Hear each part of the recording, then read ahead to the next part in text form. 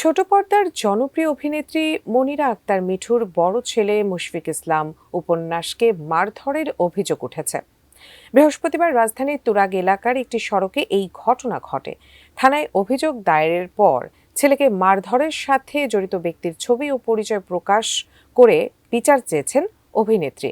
Police বলছে অভিযুক্ত ব্যক্তিদের ধরতে কাজ চলছে। আর জানাচ্ছেন সহকর্মী শাহাদাত রিফাত।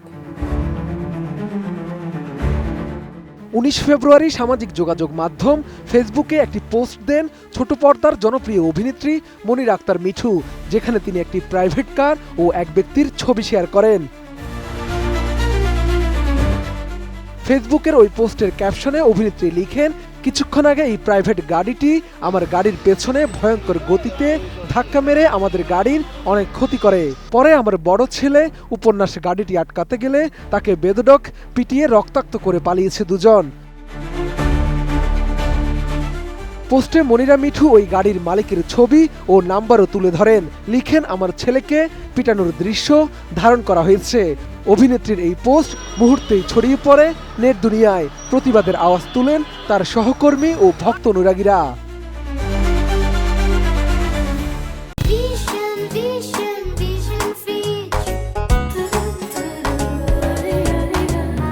খোঁজ নিয়ে জানা যায়, বৃহস্পতিবার রাজধানীর তুরাগ এলাকার একটি সড়কে এই ঘটনা ঘটে। গাড়ির পেছনে সজোরে ধাক্কা দেওয়ার প্রতিবাদ করায় অভিনেত্রী মনিরা আক্তার মিঠুর বড় ছেলে মুশফিক ইসলাম উপন্যাসকে মারধর করে দুই ব্যক্তি। এরপরই অভিযুক্তরা ঘটনাস্থল ত্যাগ করে চলে যান। ছেলেকে সড়কে মারধরের ঘটনায় সামাজিক যোগাযোগ মাধ্যম ফেসবুকে আরেকটি পোস্ট দেন অভিনেত্রী মনিরা আক্তার মিঠু। সেখানে তিনি জানান, ছবির এই লোক গাড়ির মালিক আমার সন্তানকে রক্তাক্ত করার সময় সেখানে ছিল। এই ঘটনার জেরে রাজধানীর তুরাগ থানায় উপস্থিত হয়ে একটি অভিযোগ দায়ের করেছেন অভিনেত্রী।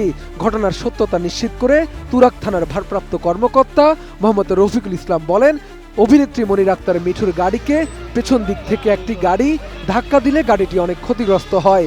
পরে এর প্রতিবাদ জানালে দুই ব্যক্তি মনিরা মিঠুর ছেলেকে মারধর করেছে বলে জানতে পেরেছেন তারা।